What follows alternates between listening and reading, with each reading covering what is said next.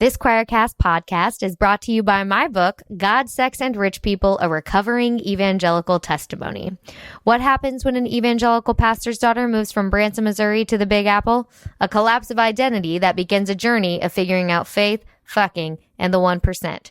I wrote this book so I could share with humor and raw honesty the realities of reinventing my spirituality and sexuality in the city that never sleeps and never stops sleeping around.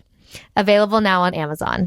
Western Christianity has spent the last 2,000 years telling everyone they're separated from God. This is Not Church with John and Nat Turney and Bethany Shea. Welcome to the podcast. This is the thing that we call This Is Not Church, because if it was church, you would have left by now, because we're just full of silliness and irreverence and all kinds of other funny stuff. But I'm with my brother, John. Say hi, John. Hi, John. We are also joined, as always, of late, by our lovely co-host, Bethany. Say what's up, Bethany. What's up, guys? Good to be with you. She still won't do it. I tried once and it just didn't feel right. The only word I can use to accurately describe Bethany is incorrigible. Oh, I was going to say contrarian. No, I don't think contrarian. Because a contrarian could possibly be rehabilitated. Incorrigible. I just don't think it's fixable. It is. I mean, just what can I say? Have you ever been called incorrigible in any kind of formal setting? I had that word on a report card, I think, once. Oh, I think I was called incorrigible. Yes. Like seventh grade? Probably more like second grade. I've been a dick for a long time. So it's... Wow. I feel really seen and cared for here. This is awesome. Yes. Because I it was that, like recognizes like, game recognize game. You know what I'm saying? There you go. I'd just like to interject. This is the best podcast I've ever been on. It's because it's not church. That's right. If only for the reverence or the lack thereof. We have reverence. Nothing's worth our reverence. We're here to talk about all kinds of cool stuff. Although our guest, who's actually been with us once before and has made the awful decision to come back. Because as soon as he clicked and I saw, he's like, oh, damn. Okay. Talk to his publicist to make sure this doesn't happen again. I'm just kidding. We had a good time last time, and I'm sure we'll have a great time this time. Let me reintroduce y'all to him. It has been about a year, but we're joined today by Michael W. Austin, who is the Foundation Professor of Philosophy at Eastern Kentucky University and Bonhoeffer Senior Fellow of the Miller Center for Interreligious Learning and Leadership of Hebrew College. Say that 10 times after you've had a couple of drinks. I dare you. He's published 12 books. I remember commenting last time, I'm so jealous of anyone who's published. That's amazing. 12 books. Most recently, Humility. Actually, there's a more recent one than this, but Humility, Rediscovering the Way of Love and Life in Christ and QAnon. QAnon, Chaos on the Cross, Christianity and Conspiracy Theories. But he has a new book called American Christian Nationalism, Neither American Nor Christian, which has a very, very cool ring of SNL to it. When they would say, like, discuss this. So the New Deal was neither new nor a deal. Discuss. Christian nationalism is neither Christian nor American. Go. But with all of that being said and all of the silly, blustery stuff, hopefully completed for now. Welcome to the podcast, Mike. How are you, sir? I'm good. Thank you. It actually is good to be back. And I'm not lying. It's because I'm here. Last time it was just the two of you guys, and now he's just like, yeah, cool.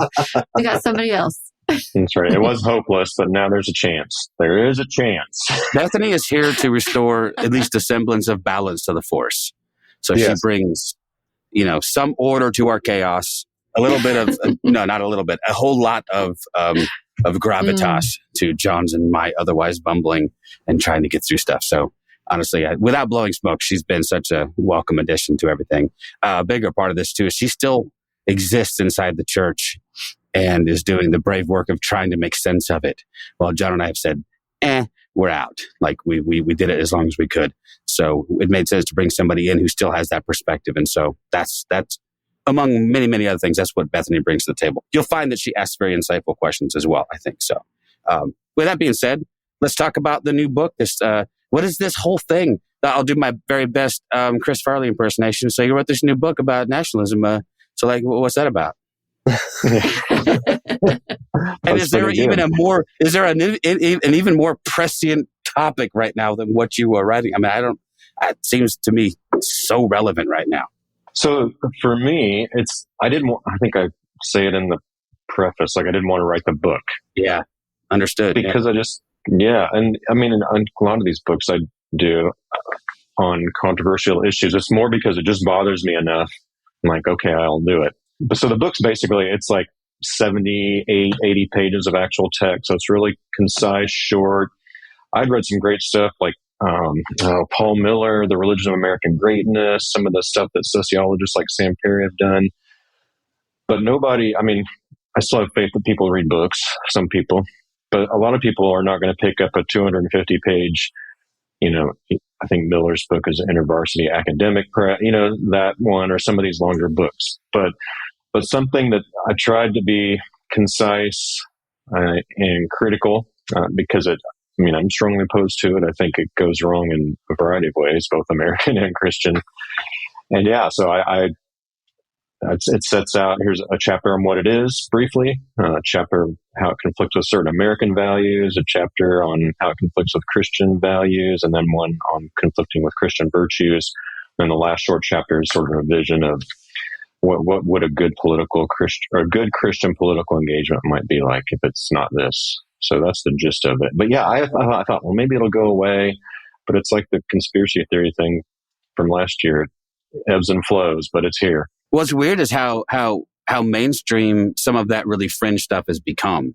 And so maybe they're not, I haven't seen the name QAnon a bunch, but you damn well better believe the same principles and ideologies are at work. I think they just got smart about, now you're finding it couched in this whole Project 2025 thing that we've got, which is just chock full of QAnon bullshit. It's just under a different name, right?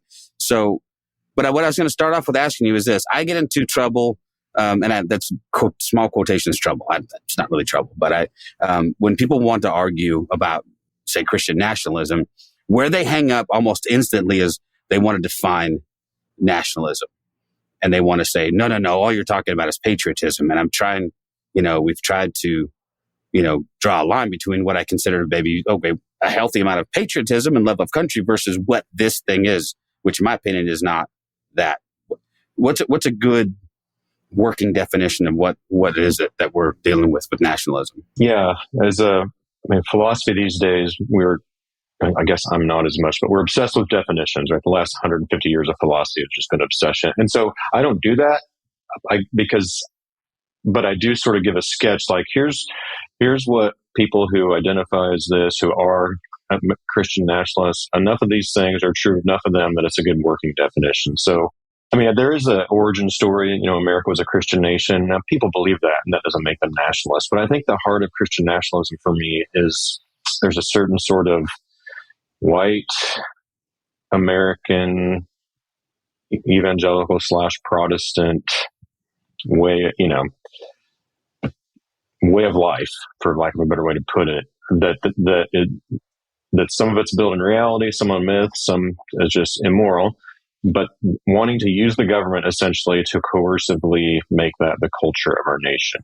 So depends on who you read. Some of them, you'll just be kind of an outcast if you don't want to join in. Others will say, well, if a Muslim tries to convert a Christian in our Christian nation, then they can be put in jail or executed. So it's that coercion, that power, that taking dominion is interpreted as taking control over the government, the other institutions of society. One other thing that I think is important is there's often this fusing of identities. So at the personal level, this is one unique thing to me from the research I've read and just thinking about it. Like American and Christian are intrinsically connected, right? So that's just the core of who you are. It's not Christian then American. Sometimes it is actually American then Christian. But there's this sort of, fusing of identities is how some put it. And I think that's right. And so you can't conceive of your faith and so it's beyond patriotism in that way. Like I would consider myself patriotic. There's things about the country that are great, things that I've benefited from, privileged by, and things that aren't so great, things that are terrible in our past, obviously, and in our present. But the nationalist, it's like an internal tyranny, right? The tyranny of like a majority culture over minority cultures, and get on board or get left behind or worse. And not Left Behind like, Kirk Cameron movies, but just sort of. See, this is your fault. You started it. I know. Can we also leave Kirk Cameron behind, please? I read recently where he left California and the entire state breathed a sigh of relief. They're like, oh, he's Tennessee's problem now. Thank God. But one thing that strikes me too is that for me, and I think for many people that I talk to, like patriotism includes an ability to recognize where you've gone wrong. Like I can love my country and criticize it. Matter of fact, I think I owe it to my country to call it to its better self and say, hey, these things that we're doing, this the way we're treating foreigners, the way that we have marginalized the other. This is not America. This is not So I think the height of patriotism for me is protest and is social justice and is calling us to be better. But for the nationalists, it seems like that's out of bounds. Unless you're Trump, in which case America sucks, unless I get back into office, in which case I can fix it. But isn't there also like this hearkening back to some mythological olden time as well? Have you noticed that? And I'm like we got to get back to. I mean, go ahead. I'm sorry. You know what I mean? No, yeah, you're right. You see that a lot, and there's this weird trend. I've spent less time on social media just because for all the standard reasons, but I've regularly seen the past several months. I'm still on there, but like there are these AI generated pictures of white. Like this is what we want, right? What happened to this? And so the last one I saw was a whole family. I think they're on a bed or a couch. There's, the muscular white dad and his adoring wife and about 7 kids from I don't know, like pretty much a year apart each one. Or others, these pictures that look like, what was that guy, the painter of light, that had his... Thomas Kincaid. Yeah, the more recent. Yeah, a lot of pictures of little villages with a church and a stream and mountains. So all this stuff that was never... it didn't happen. Or when it was good for like a family of 7 or 8, it wasn't good for, a bunch of other people, First Nations people, Black people, So it's not funny. It's just so ridiculous, this hearkening back to this ideal golden age. Yeah, it stems from this whole idea of make America great again, right? And the question you have to ask is, when was America great? And by what definition are you asking that question? And by which minority group would you be asking that question? Well, and part of your book was you wrote about how Christian nationalism is really for people who are Anglo-Protestant. So they're usually on the white side anyway. And it kind of kicks other people out of the whole equation. Well, at least puts them in their proper place, right? Because isn't that what we're really afraid of? Is that seems to be the overarching fear of a lot of white folks is they're doing math in their heads and going, man, in another generation or two, we might be the minority group here. And then won't that suck? Well, right. Thereby also admitting that life for minorities here is not great since you desperately don't want to be one. But that to me is, it's interesting. I've had this argument with people who are older, especially do remember I've talked to my father-in-law, I think, for example, who lived in a segregated South in the early 60s, late 50s, early 60s. And in his imagination, everybody was happy. Everybody was fine. And yet I'm sure the people who had to drink from segregated drinking fountains and couldn't go into whatever stores they wanted to and had sundown laws to compete with and all kinds of terrible things would not look back on those days and go, man, we got to get back to that time. That was the America that I loved. So there seems to need to be a need for some demythologizing of our own past. But anyway, that's just more of an observation than a question. There's no question in that, John. Can you imagine that? I just said all that. There was no question. I'm pretty sure that's why we end up with. So, what do you think about that? I'm gonna turn the questioning over to Bethany because she has better questions. Well, I was just going to say, this book is incredibly accessible. It is easy to read. I didn't feel like I had to fight through the words or to read through a paragraph and then read through that same paragraph again just to digest it. It also felt really like connecting. Like I know a lot of people who are Christian nationalists or who fall in that line of thinking. And when I think about Christian nationalism, especially you've written that book about QAnon, and I'm like, oh yeah, that's right. There was QAnon and now Project 2025 and all these different things that are in the forefront of our mind right now We have such a short-term memory problem in the United States. And the QAnon isn't on the forefront of our media. And so it's just not even something that is really thought about very often. And once Project 2025 goes away or gets like sidelined to something else, then we will forget about it, or it'll just be the thing of the past. But Christian nationalism is here to stay. It's been around forever. It'll probably be in existence. And even if Donald Trump isn't elected, maybe we'll like breathe for a sigh of relief for a moment, but it doesn't mean that it's going away.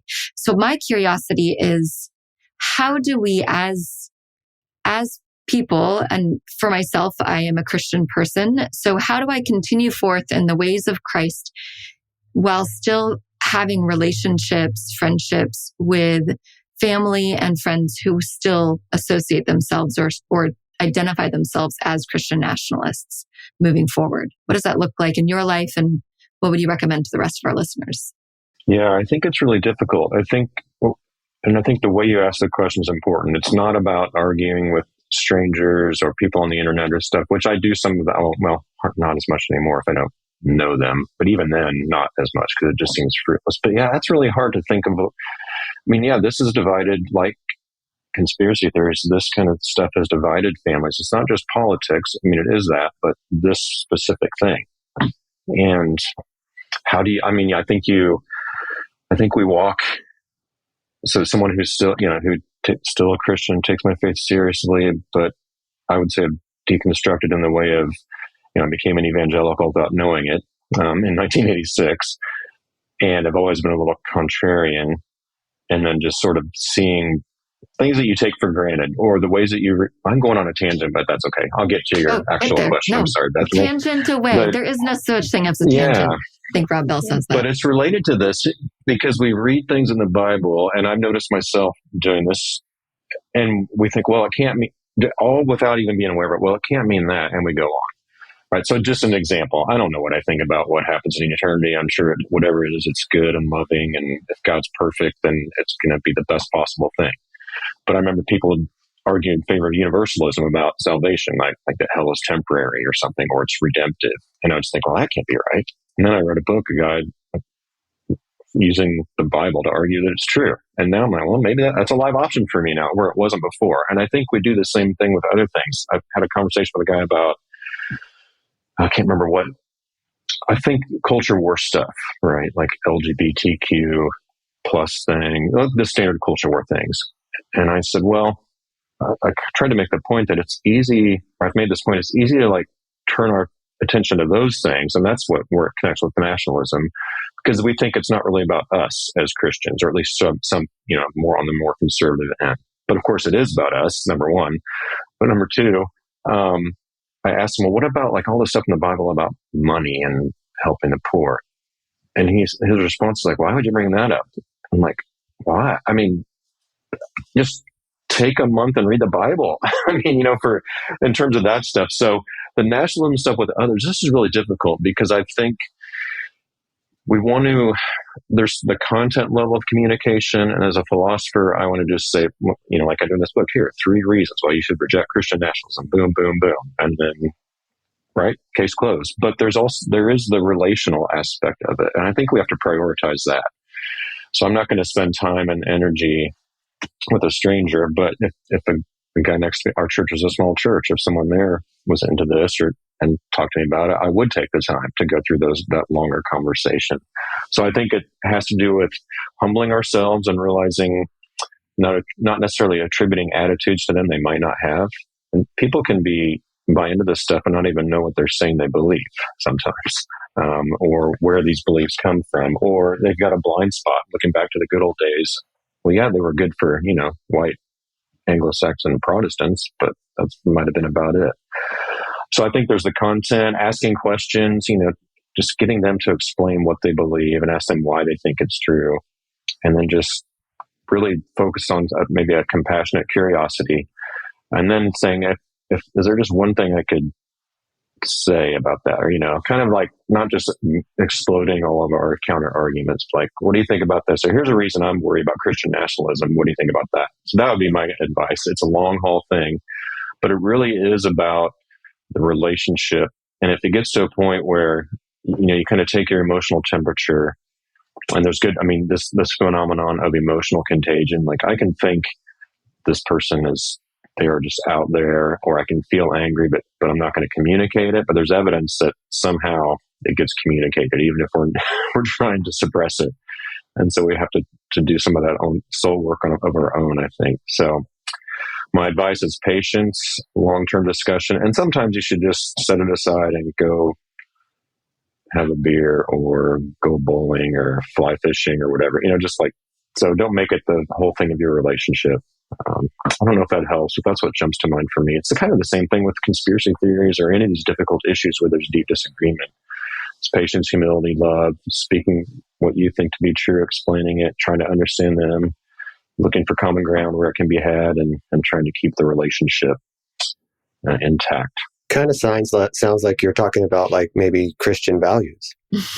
Yeah. A little bit. Yeah. Humility, love, patience. I love that perspective of curiosity. I think that goes really far.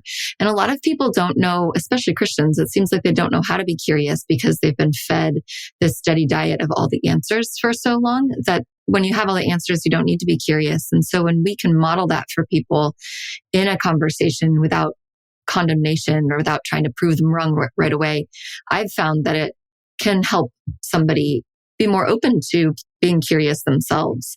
But yeah, finding that common ground, that's so good.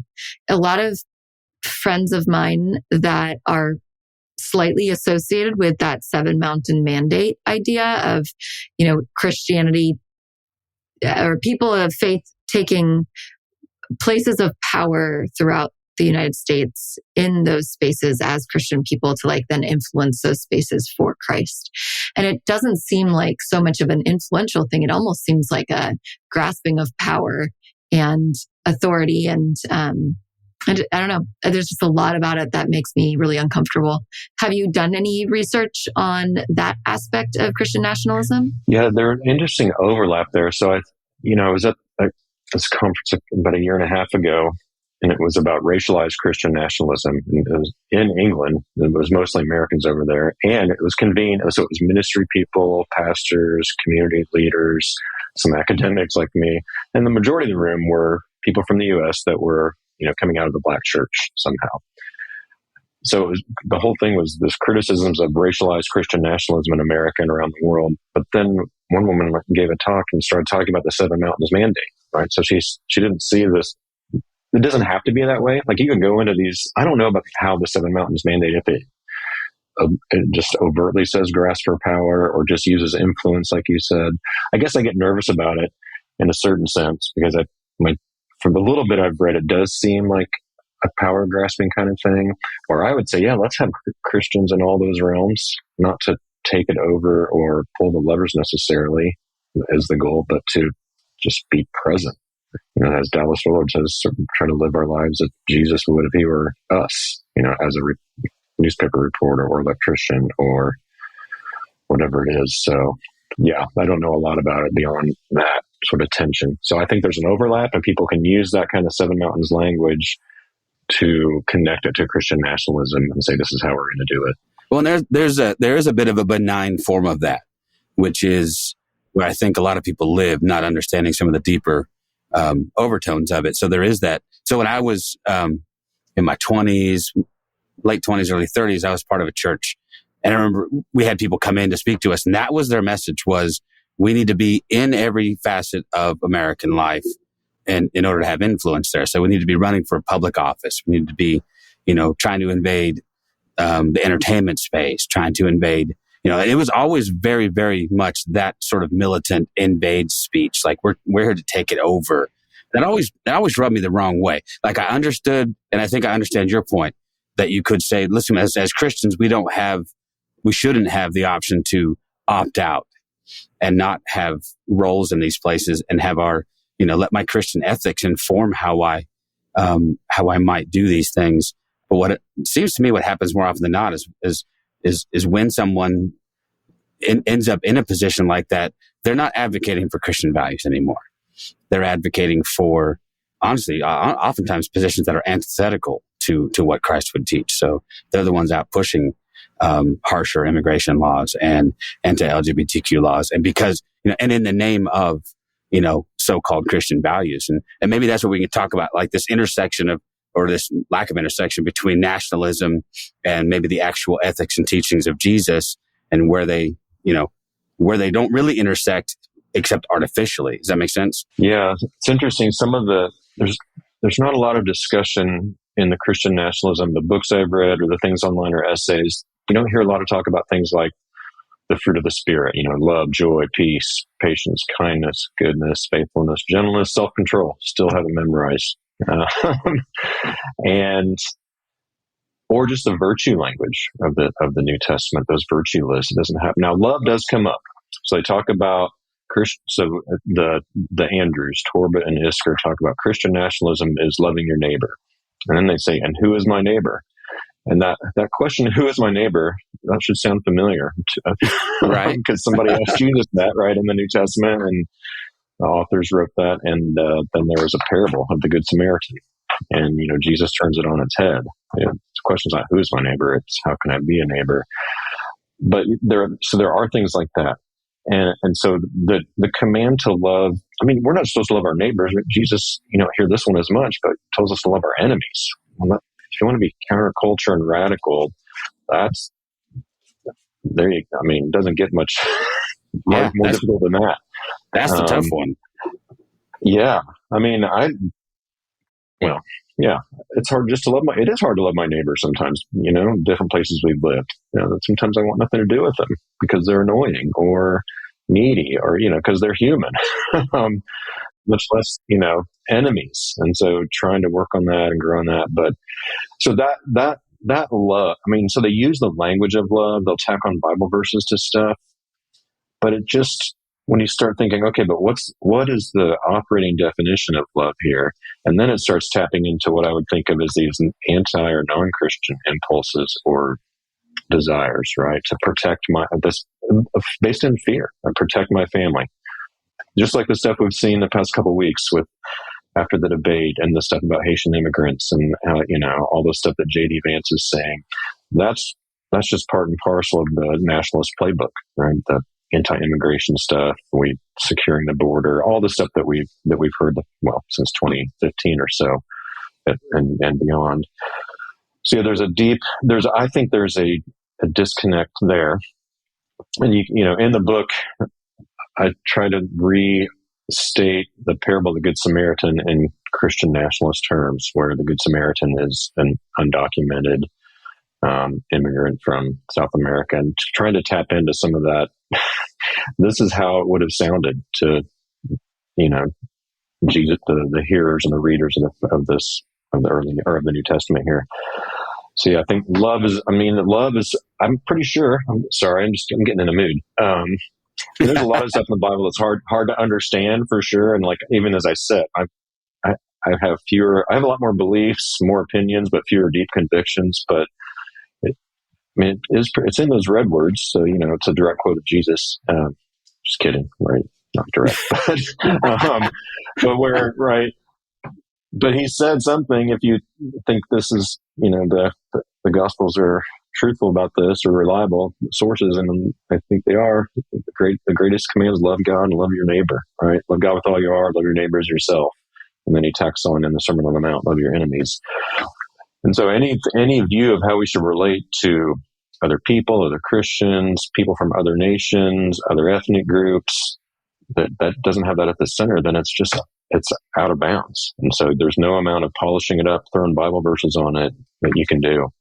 So to me, that's the deepest one. And of course, love, doesn't mean that there's going to be some utopia here, but at least we can aim for something a lot better than this. Yeah. So to me, the thing is this, like, I'm not naive. Okay, I am naive. I'm not as naive as I've been accused of being, but there's a world of difference between loving my neighbor and treating them with respect and, for example, attacking an entire community and turning their city against them and making up stories like that. Like, we've gone a bridge too far. Like we've decided that rather than, advocating for, we need to have some sensible immigration laws. I don't dispute that. We need to have some sense, but we also have to have ways of granting people asylum who are in danger in their countries of origin. That's kind of the ideals of the America that I understood, that I grew up living in. But to do that kind of thing in the name of Jesus, I don't know, man. It to me, it crosses lines that seem obvious, and yet to a lot of people that I talk to, they don't see them, or they don't want to see them. Is it more? Do you think it's more a symptom of they don't want to see those problems, or they truly don't? Like, have they just been truly set over into this mindset that says America first, and that is my best way of being a Christian? Yeah, I think for many people, I mean, humans, we're good at holding contradictory beliefs and not seeing the contradiction often. So I think for some, they really believe that, right? That America first. I mean, there's so many people that have tried to argue that kind of approach from a Christian perspective. And, we have to, I think some are just confused. I think some it's out of fear, right? So it goes back to maybe we're not going to, white people aren't going to be the majority. I mean, they're going to be, our nation will just be a plurality, I think, isn't it, by 2050? It's not too far ahead. Yeah, it's not too far off. Yeah. Yeah. So I think there's a fear thing there. And I think when whole communities, think about the radical shift in what American life will be like when that's true. The shift in power that really we've never really seen, at least not to that degree. So I think fear is a part of it. But yeah, I mean, I'm 100% on board that this is just beyond the pale. And people use this term in different ways, but generally when you read the people, their own words, this is the kind of thing they talk about. This is what they want. And it's just, it conflicts with Christian values, Christian virtues, and just the way of Christ. And of course, there's I think, so yeah, it'd be interesting to see what psychologists, sociologists have to say, but I think a lot of people really believe this stuff. A lot of them, there might be implicit or explicit racist. For others, it might just be fear. And I think that protection thing, because the way it works is you paint these horrible pictures. Charlie Kirk will just talk about the horrible things, or J.D. Vance, all the diseases and crime that have come into this town because of the Haitians, which, whatever, all the stuff he's saying. It doesn't matter if that's true or not. If it sparks fear in me and I trust him, and then I hear somebody else on Fox News or One American Network, all those different sort of outlets just hammer this stuff day in and day out, 24/7, then it feels real to me and seems true. And now my guard's up, like not fight or flight or something close to it. I got to protect my kids, my family, our quote unquote way of life. So that's a big part of it for me. And then there are true believers that write this stuff and speak at these things. And then there are just grifters that have figured out a way, found another golden goose. And that's what's heartbreaking in many ways. Well, I was just going to say, and unfortunately, I believe that their leader of this, it doesn't believe it. I think he is a grifter. I think he's throwing this stuff out just as a scare tactic. I think we've seen time and time again where he changes his point of view to fit what he needs it to say. And I was just looking over part of your book that I find very interesting. It was this idea that Christian nationalism is nothing new, that it's been around for a long time, but under a different guise. And one of the things you bring up is this idea of deifying the president. And we look at this as like Trump is like this one, like this, almost like the first time this has happened, like we've deified our president. But you mentioned Washington as someone that this country has deified.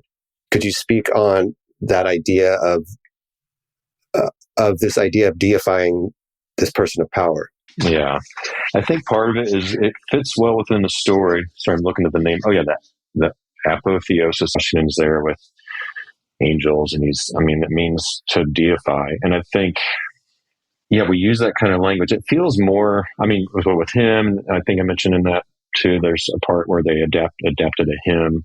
Instead of singing about Jesus, they're singing about Teddy Roosevelt when he had started his own party. And then you see people talk about, there are, think of those pictures, the kind of poster of Obama that said hope, right?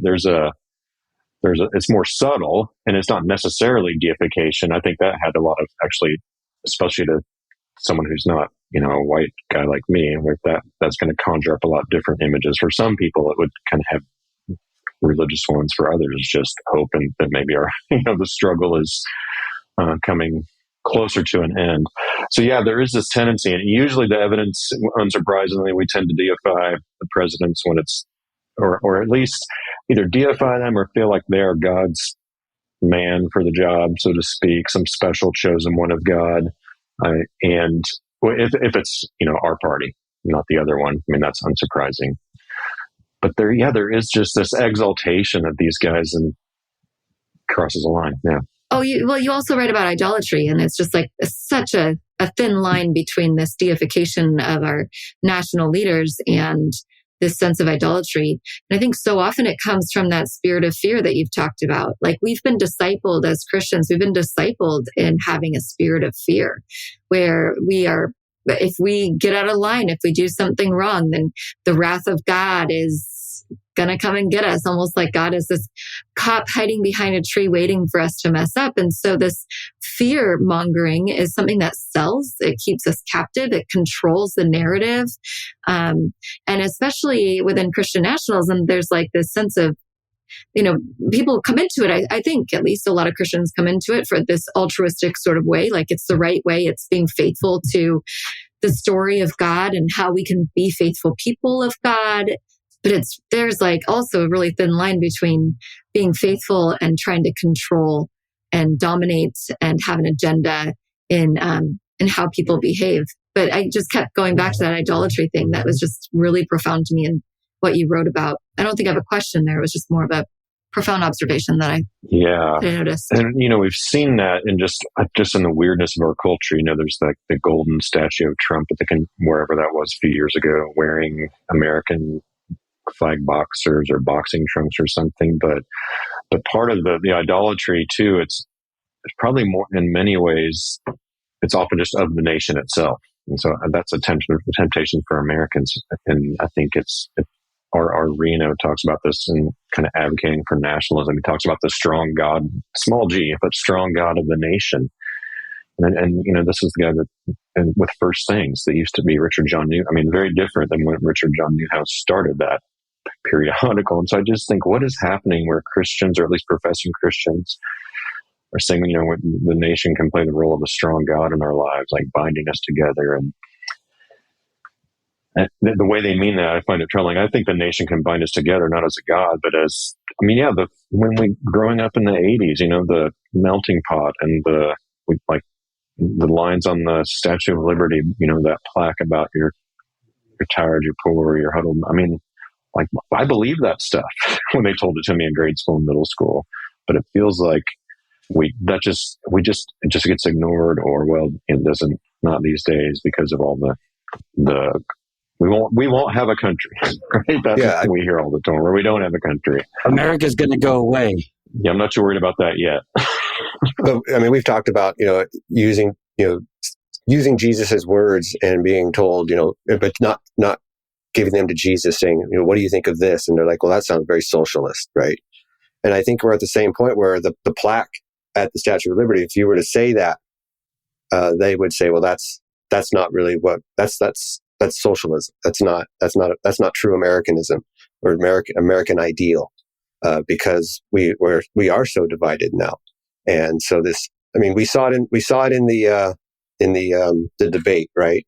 How many times did Trump bring back the conversation to immigration, even when the conversation wasn't about immigration?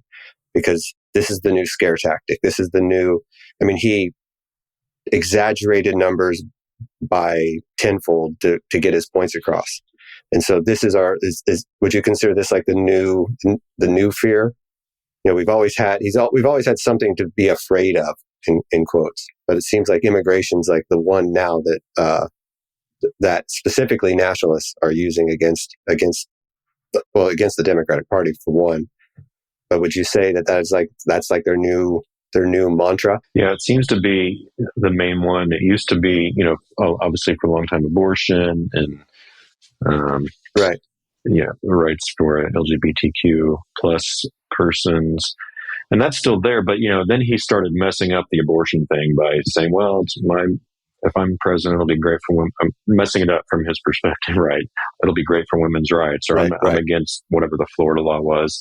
And so then it's interesting that then the immigration thing, right? I mean, when he announced his candidacy, that stuff was present then. But it doesn't surprise me that he's going full bore on it now, because that can, he said, what's he think about abortion?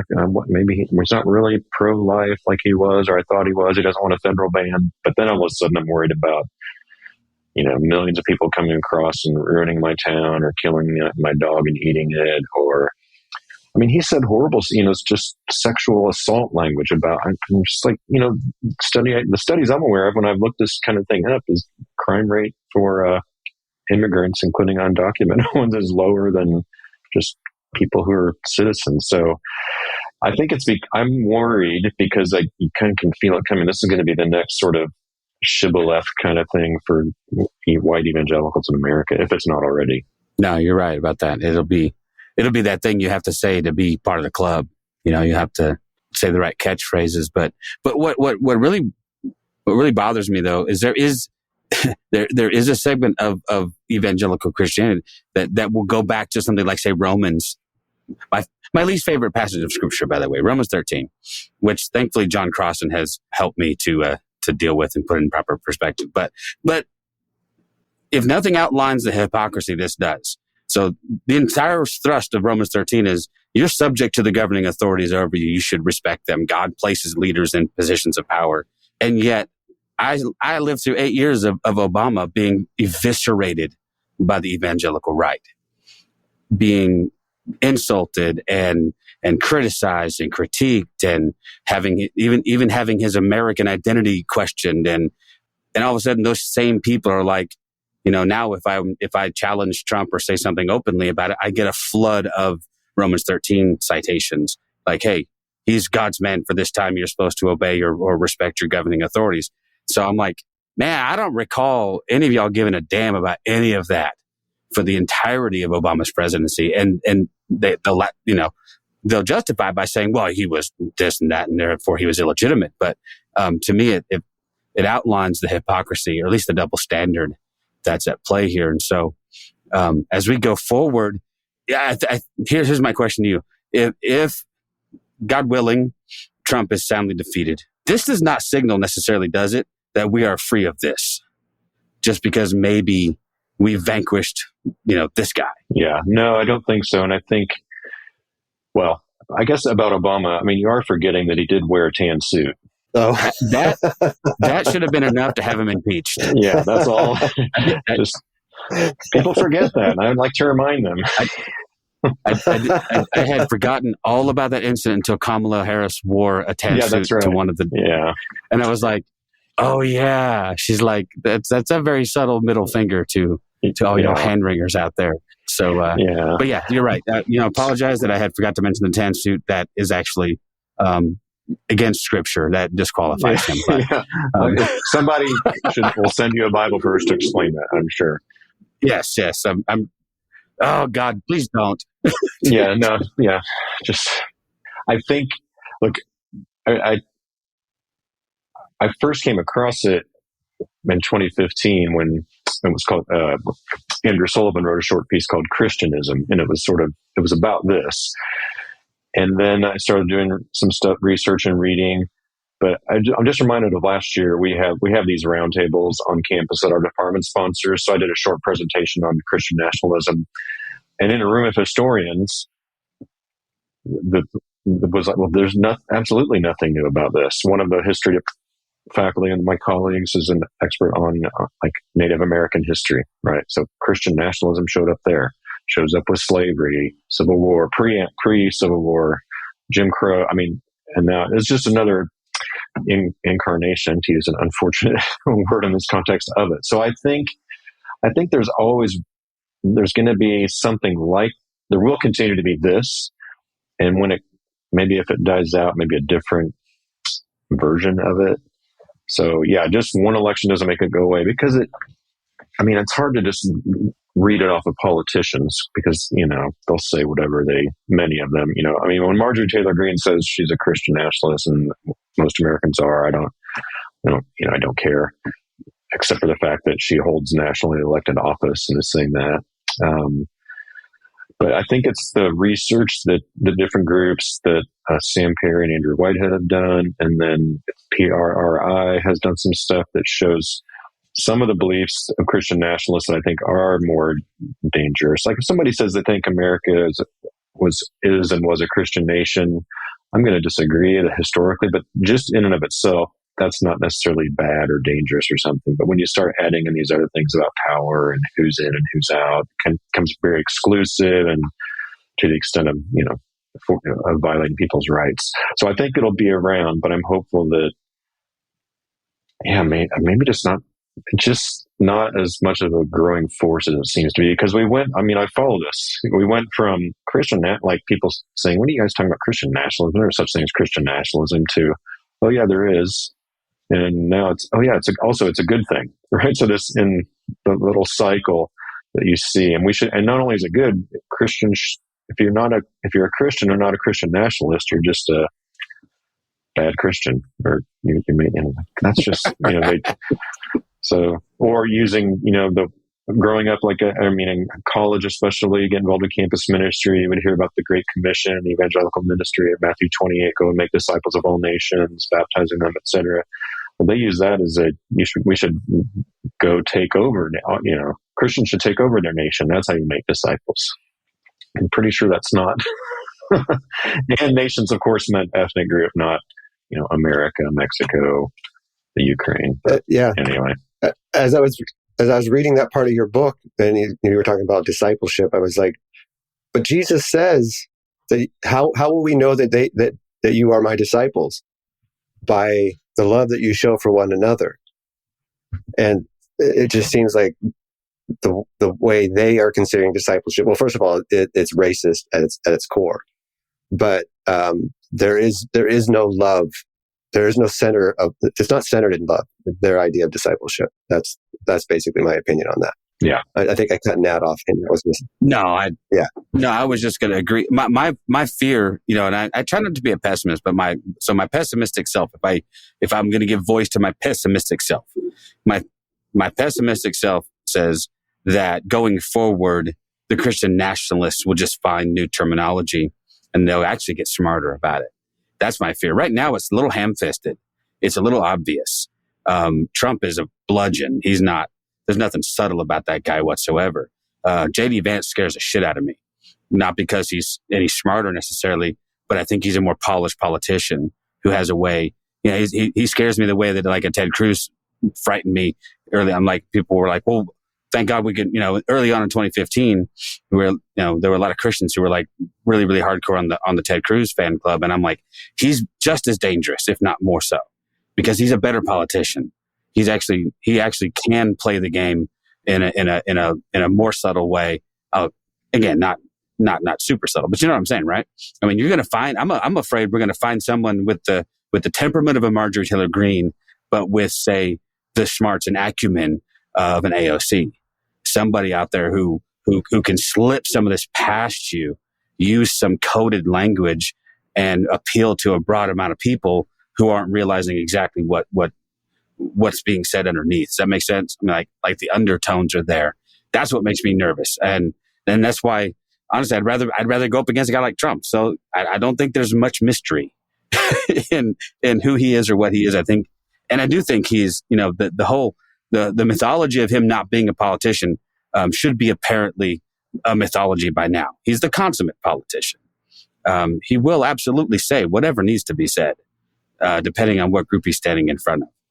But that's my thing, is as Christians who care about this stuff, that's why I go at least in one point say, well, we don't have the option to bow out of this necessarily. I used to consider myself apolitical, and I'm like, yeah, but that's a position of privilege.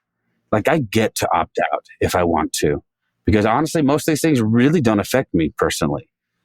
If they took away gay marriage tomorrow, I'm not personally affected. If abortion bans are nationwide implemented, I'm really not personally affected. You won't have to go too far to find people in my life who will be affected. So I've decided that it's a bit cowardly is maybe the wrong word, but it's that sense of, okay, well, I'm just not going to engage in politics, and I'll sort of engage when I feel like it, is a position a lot of my friends don't have. I mean, this is their life every single day. And so I think a more ethical approach is to say, no, we'll speak up for the marginalized whenever and wherever and however, and damn the torpedoes, full speed ahead, whatever, and take our lumps. But that's what I'm hoping that Christians will come away from this with, is like this whole Christian nationalism thing should be seen as much as an assault on our American identity as it is on our Christian identity. I mean, this actually like takes an axe to the base of everything we are taught to hold dear from the time that we are taught Bible stories, in Sunday school. So I don't know if any of that rambling made sense, but it made sense to me. I may or may not have been drinking. No, it did. And I think, well, I'm not drinking, and now I lost what I said. So I'm going to follow your example. I bet Bethany has a good question. I do. Yeah. Well, my question, and I think it kind of wraps up some of this, is, you talk about the beloved community in your book and what it looks like moving forward as people of faith in a reality that we live in a world that where people will try to dominate and control and use power in a way that manipulates the masses, even in the name of God. So what does the beloved community look like when you've been a part of it? And if you haven't fully experienced it in your own life, what would that look like if you dreamed it up? Yeah, there are a couple things that give me hope that there is sort of a growing resistance or pushback to this Christian nationalism in a better way. And one is that I've heard in the past few years, this idea of the beloved community coming up from Christians, from different places, different traditions, things like that. And more people actually using the terminology of the way of Christ, where we see being a Christian is actually a way of life, not merely assenting to a couple propositions. So I've really, in close friendships and smaller communities over the years, we've experienced it. I think during my time in graduate school, there were a couple other families with young kids that they weren't in grad school, but in the community that we're in. And even just that little group there was a sense of, we actually take seriously the call to love each other, the responsibilities we have to each other, to, go through, I don't want to say do life together, because that's so, it's one of those evangelical cliches. I'm going to recapture that. So cringy. Yeah. When I say life together, I think of Bonhoeffer's book, Life Together, right? And so that one's got some muscle to it and some heart to it. And I'm experiencing it now. I don't know if I've shared this a lot in the past few years. We ended up being part of a church plant here in town. And we're in our third year now. And we are actually experiencing this we're in our 50s. One of a handful of older couples. Most are 20 and 30 somethings with young families and single people. But part of the vision of our church is that we live in physical proximity in different parts of downtown. So I live across the street from someone in my church and around the corner from someone else. And so they actually come by unannounced. I mean, which is 10 years ago in my house, what are you doing? Don't just show up at my door, leave me alone. I'm watching TV, whatever it is. But my point is at the small level where we take responsibility for each other. And Bonhoeffer talks about other Christians are a physical sign of Jesus. And he means that in a sacramental way. And to actually experience that after being here, this is my 20th year, we had some pretty good church experiences, but overall, 31 years of marriage, sometimes you get tired of, you guys don't understand this, going to church and then leaving mad. And I just got so tired of that. Or going to a small group and leaving mad, or all that stuff. And not that everything's perfect now, but there actually is humility and love in this community. And yeah, of course we still annoy each other and hurt each other in different ways, but there's something to it. I'm thinking, okay, this is actually possible. Part of me wanted to just give up and say it can't happen. So the beloved community starts like that. I mean, for people like Martin Luther King or Josiah Royce or Howard, is it Thurman? Yeah. So I had books sitting here. I couldn't remember if his last name was Thurman, but it's an ideal for a nation, right? Where it's a way to integrate our faith with how we approach the political realm, but rather than being being exclusive, where there's a substantive enough view about what we need to flourish as human beings. It's not just let's just live our lives and leave each other alone. That's part of it, but there's more to it than that. Where, the way that a quote from King, where everybody has, food for their stomach, shelter, clothes, culture and education for the soul, and this individual liberty is a part of the story. But it's this notion of as philosopher Martha Nussbaum puts it, I see my good as bound up with your good, my neighbor's good, or my church member's good, or the drug addict. And part of what we're trying to do is help addicts and others recover and find dignified work. And that's a long-term project, right? It's not just we'll give you food if you do our Bible study with us. I mean, it's about relationship and long-term. So I was just discussing this with some other philosophers and other scholars recently, and it was kind of like, this just seems too utopian, and it is. And to think that we're going to go from where we are to the beloved community where the rights of all are respected, where love really is the ordering principle of the political realm. Well, yeah, of course, that seems pie in the sky, and in a sense, it is for sure. But what if that was our governing vision, right? It'd be very different than the one now, where we have that more communal approach, and it's a way to take neighbor love seriously. But it's the thing that I like about the beloved community is King and others show us a Christian way to justify it, so to speak, to why it fits. But it's general enough and good enough that the vast majority of the big world religions or people of no faith at all can come on board. It just means basically valuing humanity and trying to help others to flourish as we seek it ourselves. And so I love that vision. There are two things that can make it real. One is I'm not Martin Luther King or anybody like that could, you guys might be, but there aren't very many people that can mobilize millions of people to a vision like he did, or like Gandhi did in India. But it can start in my little C community, right? In my church, or in my, I teach at a university with my students, or just in the little, where we're at, we can form the little ones. And then over time that can grow. I mean, and that's where first the idea was birthed, so to speak, with that vision, and then expanding it to society in a certain way. And as Christians, we have the X factor of God that, I mean, if you think of what it took for the civil rights movement to be successful in the 50s and 60s, that was a lot of change and a lot of shaking power structures. And so I think for someone like King, this fell within his broader view of the kingdom of God. And as someone who tries to take the supernatural seriously, we've got to believe that this is the kind of thing that God cares about. That if we're thinking about a Christian community, this is what it would be. And really, because it's a human community, right? Not just peculiarly Christian. So yeah, I think that's a good place to wrap up. I do like that. The more that I look into things like secular humanism, for example, as a philosophy, I'm like, it dovetails very nicely with Christian philosophy. What are we talking about when we talk about humanism? We're talking about, honoring and giving dignity and respect to every single human being, period. How is that not the ethics of Jesus? We're talking about not imposing burdens upon people that are unnecessary or unneeded. That's the ethic of Jesus, as he goes against the Pharisees and says, woe to you, scribes and Pharisees, you put all these burdens on people. So to me, we find a natural place of friendship or kinship with even secular humanists, saying we have the same values here. Honestly, at the end of the day, what we want is human dignity, human worth, human thriving. We just happen to think the best way to do that is by reminding people that what Jesus called us to do is exactly that.